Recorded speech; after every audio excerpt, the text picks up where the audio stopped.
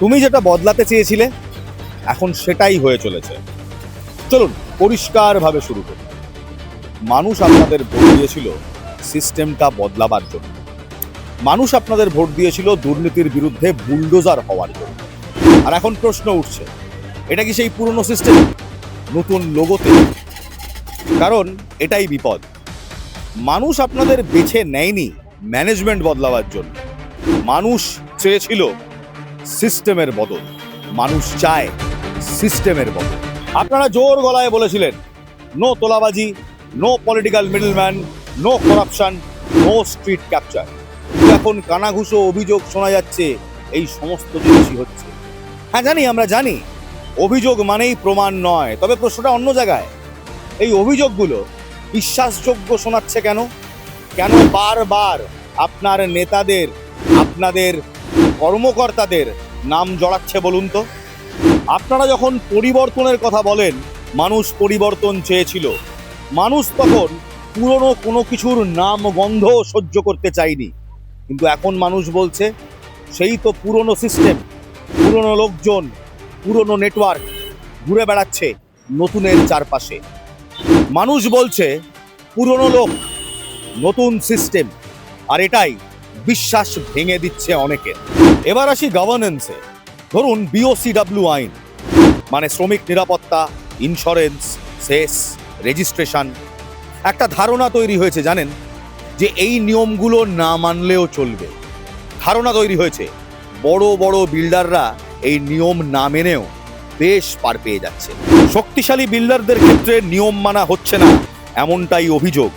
শ্রমিক রেজিস্ট্রেশন নেই, কোনটা ভাঙা হবে, কোন নিয়ম আজ লাগু হবে কাল হবে না, এই সমস্ত কিছু নিয়েই প্রশ্ন। তাহলে কি এটা রিফর্ম?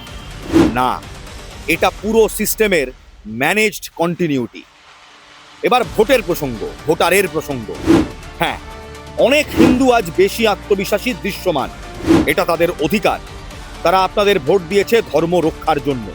কিন্তু একটা জিনিস ভুলে গেলে চলবে না, তারা শুধু ধর্মের জন্য ভোট দেয়নি, তারা ভোট দিয়েছে কর্মের জন্য, আইন প্রয়োগের জন্য, শাসনের জন্য, অর্ডারের জন্য, সবার সমান নিয়মের জন্য।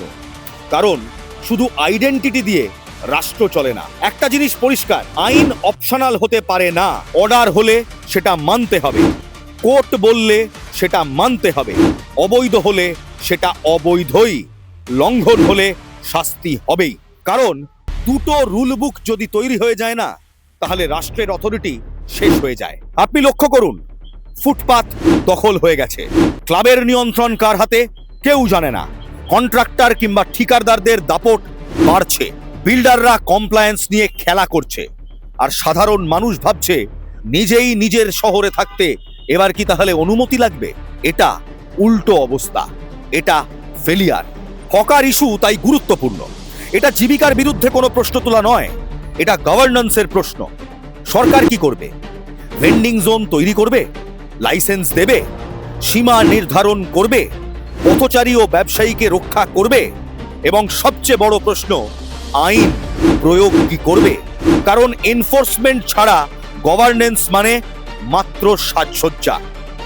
আমরা এই প্যাটার্ন আগেও দেখেছি।